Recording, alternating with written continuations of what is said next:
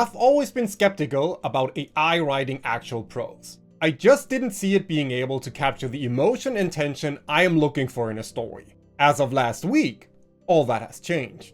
You see, I started writing fantasy almost 25 years ago, but having had one foot grounded in tech since my earliest childhood, I also like to keep up with modern development to follow what unexpected outcomes the future might hold. And one of my recent experiments was a complete game changer for me. Before I continue though, let me first share this story beginning with you. The parchment crackled in Storm's trembling hands, each carefully penned word more monstrous than the last. Village elders to be detained, all unattuned Vithra crystals to be surrendered, traditional magical practices suspended pending royal review. The document bore his father's seal, but these weren't his father's words. Even the air seemed to reject the commands. Incense from 100 ceremonies had stained these chamber walls, but today the familiar sandalwood hung stale and heavy, spoiled by something acrid that burned the back of Storm's throat. The scent should have been grounding, familiar, but instead it was tainted, warped, like a hymn sung in the wrong key. Storm could almost hear his father's voice, teaching him the weight of the royal seal, the careful consideration of each petition. A king's strength flows from his people's trust, his father would say, the old battle hymn of Aldred's unification rumbling in his chest as he guided Storm's small hands. But no grip could hold on to the past forever. The memory wavered, slipping through his grasp like smoke. Storm exhaled to ground himself in the presence. Then he lifted his head. King Aramis still sat on the throne, the same regal bearing, the same crown. The warmth, the presence that had once filled this chamber was gone. Even the throne room itself had changed. Where once the soft glow of countless Vithra crystals had illuminated court ceremonies, now many of the crystal housings stood empty, their absence leaving shadows in places that had never been dark before. Now, personally, I love it. The only problem? I didn't write it. AI did.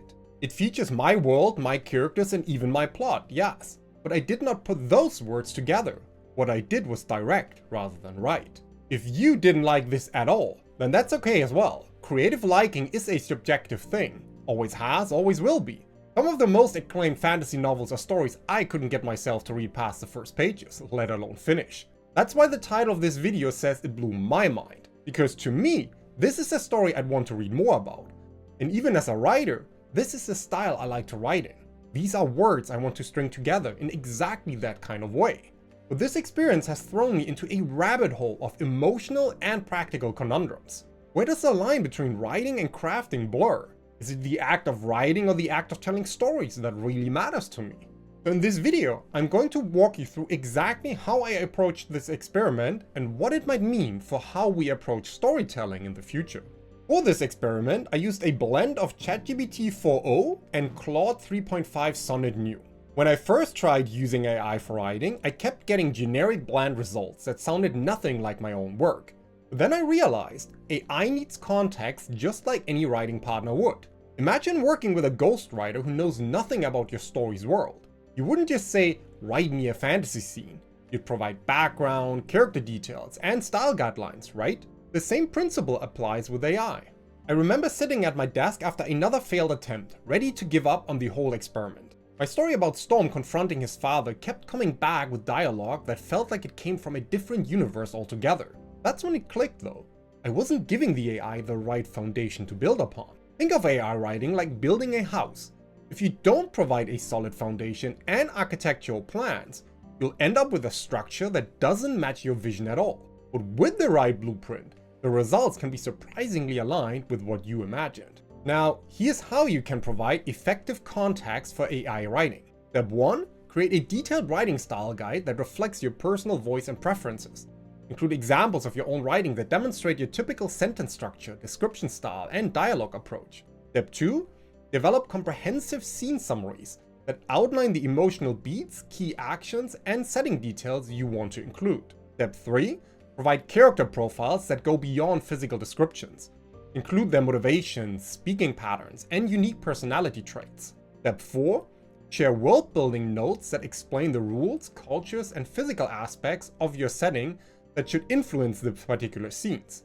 And then step 5, set clear expectations for tone, pacing, and the balance between dialogue, action, and description you prefer. After trying this approach, my AI-generated scenes went from generic fantasy to something that at least started to feel like it belonged in my world, with characters who spoke and behaved closer to my vision. But providing context is only the first step. Next, we need to talk about how to actually direct the AI to create the kind of emotional impact we are looking for. When I first tried using AI to write scenes without specific emotional guidance, the results were technically proficient but emotionally flat. It's like the difference between seeing a detailed map of a city versus actually walking its streets and feeling its atmosphere. With AI, I found I needed to spell out the desired emotional elements even more explicitly. For example, in the passage I shared earlier, I specifically directed the AI to focus on 3 emotional layers: the shock of discovering familiar authority turned sinister, the painful contrast between cherished memories and harsh present reality, and the growing sense of isolation as the familiar becomes foreign. What really makes a difference is connecting these physical reactions to meaningful memories and contrasts. Notice how in the passage Storm's current reality is constantly measured against his memories, his father's teachings about the royal seal, the way the throne room used to feel, the change in the crystal lighting. These contrasts don't just tell us things are different, they make us feel the weight of that difference through Storm's perspective. When you're working with AI on your own scenes, focus on these sensory details and meaningful contrasts. Don't just name the emotions. Describe how they feel in the body, how they change a character's perception, and how they connect to that character's history and values. What surprised me was how effectively AI could render these emotional journeys once properly directed. The scene with Storm wasn't just describing what happened, it was making you feel what happened through sensory details and meaningful contrasts. But there's another crucial element that elevates AI writing beyond the typical generic stuff everyone is talking about. And that is incorporating your own unique world-building elements in a way that feels natural rather than forced. When I first experimented with AI, the world-building felt like it was pasted in rather than woven through the narrative. What actually worked for me here was a fundamental shift in how I described world-building to the AI. Instead of providing encyclopedic information, I focused on experiential guidance. I directed the AI to show Storm interacting with Vithra crystals as ordinary objects with deep cultural significance, not as magical novelties that needed explanation. Notice in the passage how we don't get a lesson on what the crystals do. We simply see their absence creating tangible shadows where light used to be. The most effective world building serves double duty. In that scene, the empty crystal housings aren't just set dressing, they are a visual metaphor for the kingdom's corruption. The taint in incense isn't just atmosphere, it's a sensory reflection of how traditions have been perverted. Cultural elements need to feel lived rather than learned, if you ask me. So when I directed the AI to incorporate Storm's understanding of kingship, I framed it through the battle hymn his father would sing, making it personal, emotional, and grounded in memory rather than exposition. Again, I was really surprised by how effectively the AI could layer these elements once I provided the right guidance. But even with all this guidance, getting these elements right required something else: a willingness to revise and direct the AI through multiple iterations. If there's one thing my 20+ years of writing have taught me, it's that magic happens in revision. And this is even more true when working with AI. The first draft is never the final draft, whether written by a human or a machine. My first attempt at the passage I shared earlier was nowhere near as effective either. The AI captured some elements well, but missed others entirely. Storm sounded too formal, the emotional beats were rushed, and some world-building details contradicted my established lore. Think of revision with AI as sculpting. The first draft gives you a rough shape, but it's through careful chiseling, adding here, removing there, that the true form emerges. Here's the process I used throughout this experiment. Step 1. Start with big picture feedback about emotional impact and pacing. Does this scene hit the beats you identified? Does it maintain the right tone throughout? Step 2. Move to specific sections that need reworking, explaining why they are not landing and what emotional or plot purpose they should serve. Step 3. Focus on character consistency. Highlight any dialogue or actions that feel out of character and explain how that character would actually respond. Step 4. Address world building inconsistencies or missed opportunities to integrate your world naturally. And step 5. Finally focus on language level concerns like repetitive phrasing, awkward constructions, or opportunities for more vivid sensory details. Through multiple revisions, we went from a scene that was merely accurate to one that was emotionally resonant. The trembling hands, the tainted incense, the empty crystal housings. These details emerged through careful feedback and revision.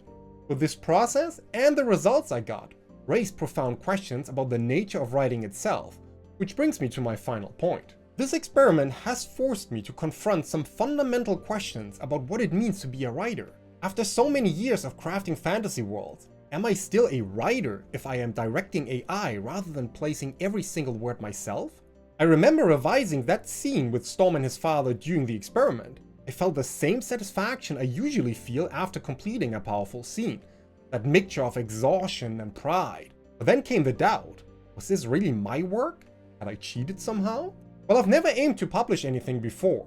I've still spent decades perfecting my craft, learning how to structure scenes, develop characters, build worlds, and choose just the right words to evoke specific emotions. Using AI felt almost like I was setting aside those hard-earned skills, at least at first. Because the more I thought about it, the more I realized I wasn't setting those skills aside at all. I was just applying them differently. Instead of executing every aspect of the writing, I was directing it with the expertise I've developed over years of practice. And in my opinion, there's a profound difference here worth exploring. When I write manually, my process is often intuitive. I might know what emotional effect I'm after, but I don't always consciously identify every technique I'm using to achieve it. Working with AI forces me to articulate these instincts, to name the techniques, to explain why one approach works better than another, to identify precisely what makes a transition jarring or a character moment ring false. In many ways, this makes me more conscious of my craft than ever before. I'm not just writing, I'm teaching the AI how to write in my voice with my sensibilities, according to my understanding of effective storytelling. Written fully myself, or in this kind of symbiotic relationship with AI, my writing will never speak to everyone. Some might like it, some won't. But if I like it, if I feel this sounds like me, if it captures the exact emotional journey I want to take readers on, isn't that still a story worth sharing then? I'm really puzzled by this conundrum. Perhaps what we need is new terminology to capture this evolving relationship between creator and tool. Writer carries certain assumptions about the physical act of writing that may no longer apply. Terms like story crafter or story tinkerer might better capture the essence of what we're doing here, shaping narrative with expertise and vision, but using new tools to execute upon that vision. A story crafter might be someone who focuses on the architecture of emotion and meaning, using AI to help articulate that architecture in prose. The craft comes not from typing each word, but from knowing exactly what effect those words should create and how to guide an AI toward that effect. Looking at this with an open mind, I find glimpses of something liberating about this evolution. For centuries, writers have been constrained by the mechanics of writing, the physical and mental labor of producing text. What if we could focus entirely on the emotional journey, the character development, the thematic resonance, and let AI handle more of the execution? I don't think this makes storytelling easier, just different. The challenges shift from word choice and sentence construction to effective direction and precise feedback. It's like the difference between painting every detail of a landscape yourself versus directing a team of artists to realize your vision. Both require mastery, but of different kinds.